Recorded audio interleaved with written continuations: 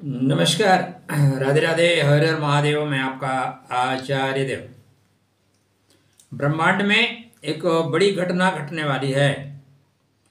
सितंबर माह में दो दो ग्रहण लग रहे हैं। ये ग्रहण जो है आपके प्रगति पे ग्रहण तो नहीं लगा देगा ना। ग्रहण आपके बर्थ चार्ट पे क्या असर करेगा, आज हम सिर्फ बात करेंगे चंद्र ग्रहण की। इस बार पितृपक्ष बहुत खास हो रहा है।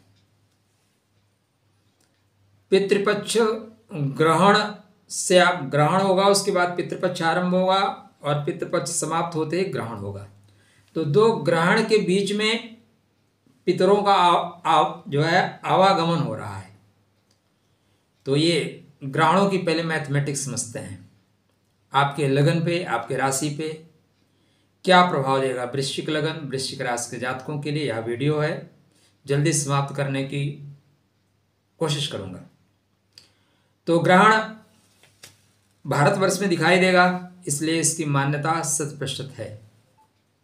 7 सितंबर को 9:58 के आसपास, 57-58 शुरू होगा, जो देर रात 1:26 पर समाप्त होगा।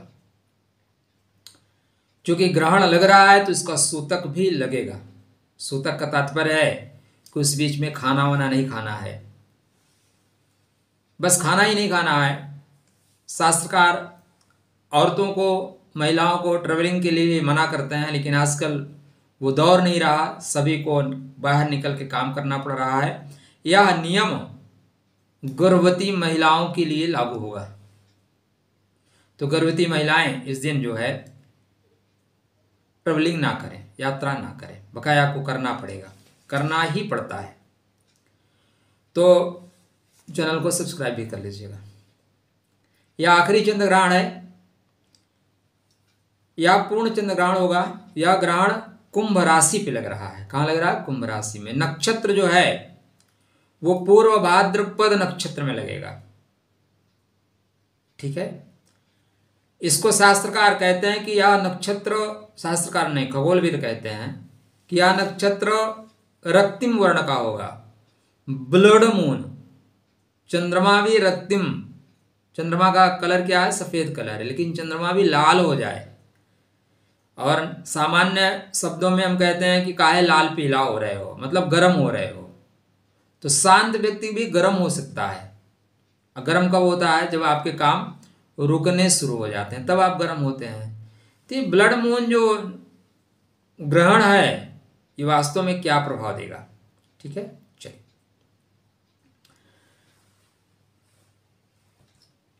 कहाँ लग रहा है? चतुर्थ भाव में। किस नक्षत्र पे लग रहा है? गुरु के नक्षत्र पे। प्रभावी कितना होगा? सबसे महत्वपूर्ण पॉइंट यही, प्रभावी कितना होगा। ठीक है ना, आपके बर्थ चार्ट पे। तो थोड़ा सा घर में घर वालों का ध्यान रखिएगा, माँ का विशेष ध्यान रखिएगा। आने वाले वक्त में कुछ घर में जमीन संबंधित विवाद ना हो, इस बात पे ध्यान रखिएगा। कोई प्रॉपर्टी इस बीच में आप परचेज कर रहे हैं, खासकर 45 दिन के भीतर, तो आप उसके डॉक्यूमेंट्स कृपया विशेष तौर पे चेक कर लीजिएगा। किसी के कह देने मात्र से आप रजिस्ट्री मत करवाइएगा, प्रॉपर तरीके से देख लीजिएगा, नहीं तो आपके साथ चीटिंग होगी। घर में अगर कोई विवाद की स्थिति बन रही है तो उसको बैठ के समझौता कर लीजिएगा, नहीं बगल के अगल के लोग उसमें विष का काम करेंगे, विष घोल देंगे। माता की अगर सेहत ठीक नहीं है तो माता का विशेष ध्यान रखिएगा। मन इस दिन थोड़ा सा दबाव में रहेगा, मन एकाग्रता नहीं धारण करेगा, इधर उधर भागेगा। राहु महाराज भी इसी नक्षत्र में है और चंद्रमा भी इसी नक्षत्र में है। ठीक है, प्रभाव क्या मिलेगा? तो पहली चीज, घबराने जैसी कोई स्थिति नहीं है। ब्लड मून, रक्तिम वर्ण, ये थंबनेल के लिए बहुत अच्छे हैं। लेकिन घबराना इसलिए नहीं है कि जहां पे योग और संयोग बना रहे हो, जहां पे योग संयोग बन रहा है, उसका जो स्वामी है वो पंचम भाव में बैठा है। सही जगह प्लेसमेंट है उसकी। आप हमारे क्षेत्र में काम कर रहे हो, क्षेत्र में बैठे हो और मैं सही जगह बैठा हूं, तो इसलिए आप बदमाशी नहीं कर सकते। दूसरा, जिसके नक्षत्र में बन रहा है वो ग्रह भी स्वग्रही है, स्वनक्षत्री है, अपने ही नक्षत्र में है। तो आप हमारे फ्लैट में हैं और हम भी अपने ही फ्लैट, बगल वाले फ्लैट में हैं, तो आप बदमाशी ज़्यादा नहीं कर सकते। हाँ, हम कहीं दूर हैं तब आप हमारे फ्लैट में बदमाशी करोगे, हमारा एसी भी खोल ले जाओगे और भी जो बदमाशी कर सकते हो वो करोगे आप, इसलिए यहाँ पे ज़्यादा बदमाशी नहीं होगी। तीसरा पॉइंट, यह रविवार के दिन हो रहा है। किस दिन हो रहा है? रविवार के दिन। और रविवार के दिन जब ग्रहण पड़े तो उसको बोलते हैं चूड़ामणि ग्रहण योग। चूड़ामणि उतार तब दयऊ, ठीक है। चूड़ामणि क्या है? एक तरह का आभूषण है जो औरतों के लिए बहुत महत्वपूर्ण होता है। तो यह चूड़ामणि योग में है, नॉर्मल योग में ही नहीं है। और कोई ग्रह जब या कोई घटना जब योग में बदल जाए, कैसे में बदल जाए? योग में, तो आपको वो लाभ दे के जाएगी। तो यह ग्रहण योग नुकसान नहीं देगा, अभी तो लाभ देने की कंडीशन है। किंतु ऐसा नहीं है, जब भी मंथन होगा तो अमृत निकलेगा ना, अमृत के पहले जहर भी निकलता है। ये बिल्कुल भ्रम में मत रहिएगा कि 14 रत्न लेंगे और चल देंगे। हलाहल कौन पिएगा? हलाहल भी पीना पड़ता है, ठीक है। अब ब्रह्मांड में कोई रक्षा करने के लिए शिव हलाहल पिए और घर की रक्षा करने के लिए आपको हलाहल पीना पड़ सकता है। हलाहल का मतलब जहर ही नहीं होता, हलाहल का मतलब अपमान भी होता है, क्योंकि अपमान जहर से कम थोड़ी ना है दोस्त। और इसकी आपको बताने की क्या जरूरत है, आप तो अक्सर पीते रहते हैं, घूट घूट, बूंद बूंद। तो यहाँ पे ये चूड़ामणि योग में है। चूड़ामणि का तात्पर्य आगे क्रियात्मक होना, आगे निर्माणात्मक होना, आगे बेहतर कर ले जाना। तो ग्रहण तो है लेकिन योग कारक है। चीजें कुछ क्षण के लिए रुक सकती हैं, लेकिन रुकेंगे किस लिए? क्योंकि उनको गति पकड़ना है, गतिमान होना है। तो 3 ऐसे पॉइंट जिसके लिए मैं आपको बताऊंगा कि आप बिल्कुल यहाँ पे डरना नहीं है।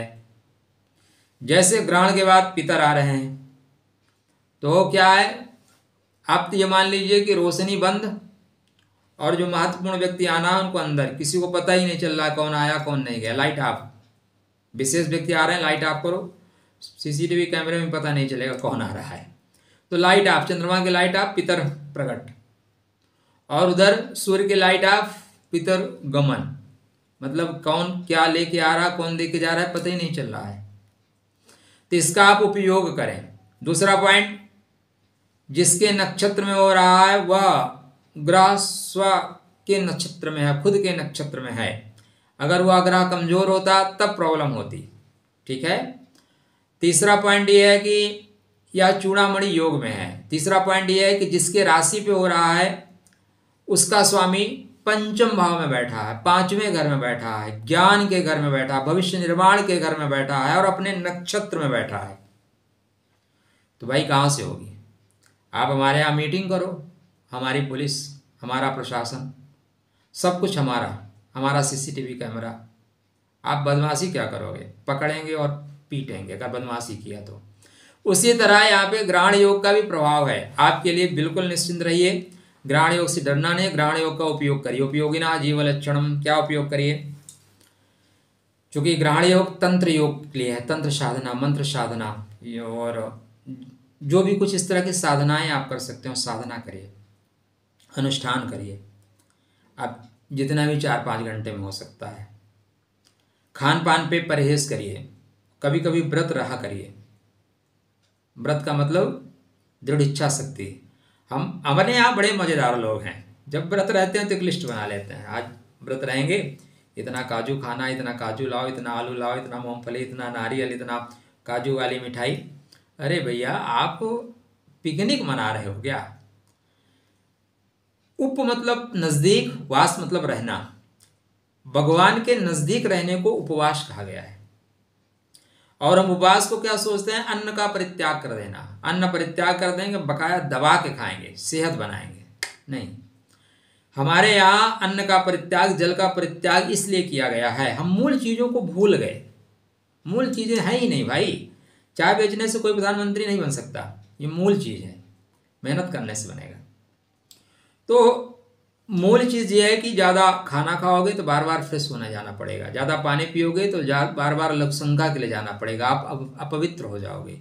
ज़्यादा खाना खाओगे तो नींद लगेगी, चलो सो जाते हैं, नींद लगेगी तो आलस्य आएगा, प्रमाद आएगा उसमें और कुविचार आएंगे। इसलिए शास्त्रकारों ने कहा है भैया खाना मत खाओ, पानी कम पियो, जिससे आपकी साधना में विघ्न ना उत्पन्न हो। और हमें लगता है कि अन्न को छोड़ने के बाद परमात्मा आएंगे, अरे बेटा तूने काहे नहीं खाया, उठ उठ लाल, बता तुझे क्या चाहिए आशीर्वाद। भ्रम से निकलिए, पाखंड से निकलिए, भ्रमजाल से निकलिए, आडंबर से निकलिए।